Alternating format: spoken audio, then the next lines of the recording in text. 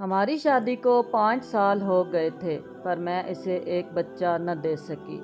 روز لوگوں کے طعنے سنتی رہتی تھی۔ پھر ایک دن میں اپنے شوہر کے پاؤں میں بیٹھ گئی کہ پلیز وہ ایک اور شادی کر لے، پر وہ نہیں مان رہا تھا۔ پھر میں نے اپنی قسم دی۔ پہلے بہت رویا، پھر مان گیا۔ ہمارا یہ فیصلہ سن کر سب بہت خوش ہو گئے۔ اور پھر شادی کا وقت آ گیا۔ اس کو تیار کیا، دولہا بنایا، اور سب سے زیادہ خوش بھی میں ہی نظر آ رہی تھی۔ اس کی شادی والی رات آج بھی مجھے یاد ہے۔ رات سے صبح تک اس کے کمرے کے باہر زمین پر بیٹھی رہی۔ وہ رات بہت ہی لمبی تھی۔ مجھے بہت درد تھا پر آنسو ایک بھی نہیں تھا۔ صبح ہوئی تو دلہن کو تیار کیا ولیمہ کے لیے۔ میرا شوہر بہت خوش نظر آ رہا تھا اور میری خوشی اسی میں تھی۔ اصل کہانی تو شادی کے بعد شروع ہوئی۔ اس نے پورا 1 مہینہ مجھ سے بات نہیں کی اور یہی چیز مجھے اندر سے کھا گئی اور میں بیمار رہنے لگی۔ میرے سسرال والوں نے ان سے بول کر مجھے امی کے گھر بھیج دیا۔ 1 سال تک خبر ہی نہ لی کہ میں کس حال میں ہوں، زندہ ہوں یا مر گئی ہوں۔ وہ 1 سال قیامت کی طرح گزرا تھا۔ ایک دن میرے لیے قیامت سے کم نہیں تھا۔ 1 سال بعد اللہ نے ان کو ایک بیٹی اور بیٹے سے نوازا تو ان کو ایک نوکرانی کی ضرورت پڑ گئی اور وہ مجھے لینے آ گئے۔ والدین کے منع کرنے کے باوجود میں ان کے ساتھ چلی گئی۔ سارا دن مجھ سے نوکرانیوں کی طرح کام لیتے، لیکن میں اس میں بھی خوش تھی۔ بے شک وہ مجھے دیکھتے نہیں تھے، مجھ سے بات نہیں کرتے تھے، لیکن میری آنکھوں کے سامنے تو تھے نا۔ سارا دن کام کرتی اور ساری رات سٹور نما کمرے میں جاگ کر گزار دیتی۔ دن گزرتے رہے اور میں اس چیز کی عادت بھی ہو گئی تھی۔ میرے ساتھ جو کچھ بھی ہوا تھا میں سب بھول چکی تھی۔ میری آزمائش تو گزر چکی تھی، میں اپنی آزمائش پر پوری اتری تھی۔ ایک دن وہ اپنی بیوی بچوں کے ساتھ شہر سے باہر گیا ہوا تھا اور اس کی کار کا ایکسیڈنٹ ہو گیا، جس میں وہ خود تو بچ گیا لیکن اس کی بیوی بچے اللہ کو پیارے ہو گئے۔ اپنے بیوی بچوں کی موت کے بعد وہ حد سے زیادہ پریشان رہنے لگا تھا اور اسی طرح 4 مہینے گزر گئے۔ جب اس کا غم تھوڑا کم ہوا، حالت تھوڑی ٹھیک ہوئی تو اس نے میرے نزدیک آنا شروع کر دیا، لیکن پتہ نہیں کیوں مجھے اس کا نزدیک آنا عجیب سا لگا۔ پتہ نہیں کیوں مجھے اس کا پاس آنا اچھا نہیں لگ رہا تھا، پر میں کر بھی کیا سکتی تھی، مجبور تھی۔ اپنے پاس آنے سے منع بھی نہیں کر سکتی تھی، مرد آخر مرد ہوتا ہے، وہ اپنے آپ کو ایڈجسٹ کر ہی لیتا ہے۔ لیکن مجھے اپنی جگہ پر آنے کے لیے ٹائم لگا۔ ہم دوبارہ ویسے ہی ہو گئے جیسے پہلے تھے۔ وقت گزرتا رہا۔ اب میں نے دوبارہ اپنے آپ پر توجہ دینا شروع کر دی تھی۔ ہر وقت بن سور کر رہتی اور اسی طرح وقت گزرتا رہا۔ میں نے پرانی ساری باتیں بھلا دی تھیں، یہاں تک کہ میں نے کوئی گلہ شکوہ تک نہیں کیا تھا۔ میرے ساتھ جو بھی ہوا تھا میں سب کچھ بھول چکی تھی۔ وقت گزرتا رہا اور مجھے وقت گزرنے کا پتہ بھی نہ چلا۔ آج ہمیں دوبارہ ایک ساتھ رہتے ہوئے 1 سال 4 ماہ اور 10 دن ہو گئے تھے۔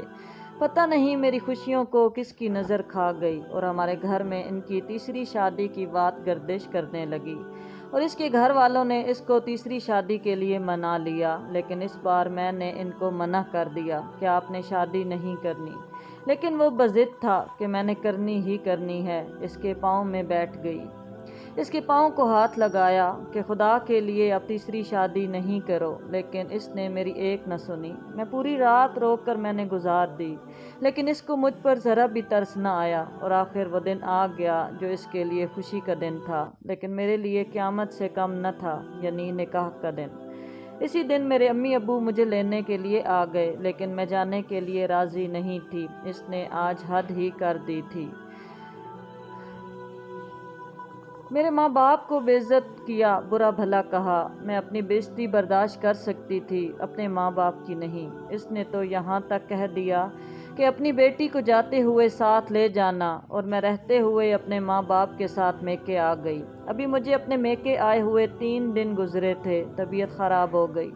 امی کے ساتھ اسپتال گئی تو وہاں جا کر پتہ چلا کہ میں ماں بننے والی ہوں۔ میں اتنی خوش تھی کہ میری خوشی کی کوئی انتہا نہیں تھی۔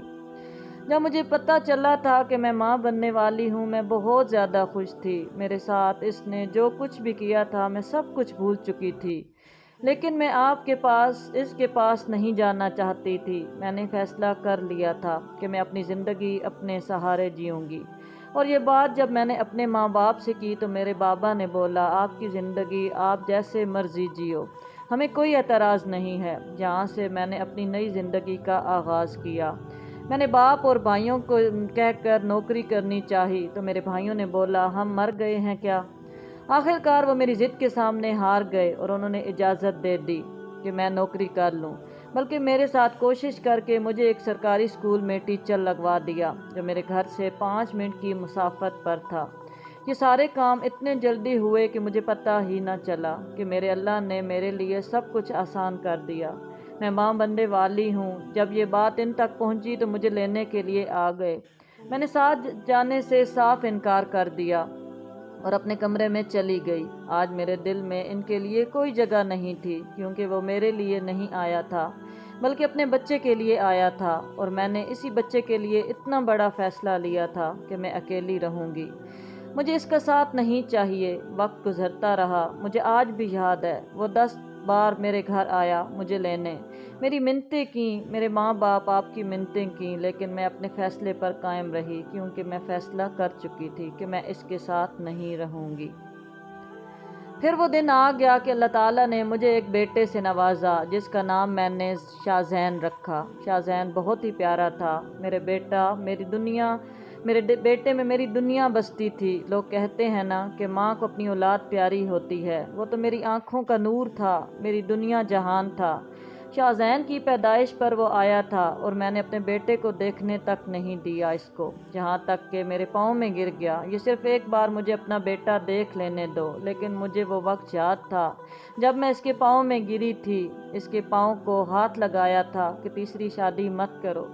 اس وقت اس نے مجھ کو بے عزت کیا تھا، پورے خاندان کے سامنے میرے ماں باپ کو ذلیل و رسوا کیا تھا۔ اپنے پورے خاندان کے سامنے تو میں کیسے دیکھنے دیتی اپنے بیٹے کا چہرہ؟ میرا بیٹا تو میرے لیے سب کچھ تھا۔ اس کو تیسری بیوی سے بھی اولاد نہ مل سکی تو اس نے بہت کوشش کی کہ میں واپس آ جاؤں یا پھر میرا بیٹا مجھے واپس کر دے۔ بہت کورٹ کچہریوں کے چکر لگوائے، لیکن میں تو اپنی زندگی میں خوش تھی۔ میرے بھائیوں نے مجھے اچھا سا گھر بنا کے دیا اور میرے بابا اور بھائیوں نے مجھے جائیداد سے برابر حصہ دیا، جو کہ میں نے لینے سے صاف انکار کر دیا، کیونکہ مجھے زمین جائیداد نہیں اپنے بھائی پیارے تھے۔ وہ میری ہر ضرورت کا خیال رکھتے تھے۔ بھائیوں نے مجھے سمجھایا اور شہر کے مرکز میں ہماری جو 8 دکانیں تھیں وہ میرے نام کر دیں۔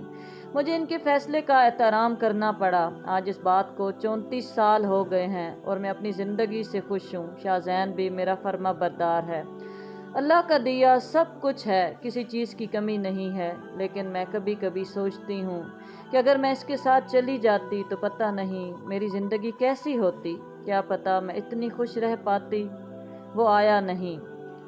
ناظرین، اگر آپ کو ویڈیو اچھی لگی ہے تو کمنٹ سیکشن میں ضرور بتائیے گا، اور ضرور بتائیے گا کیا میرا یہ فیصلہ صحیح تھا یا غلط تھا۔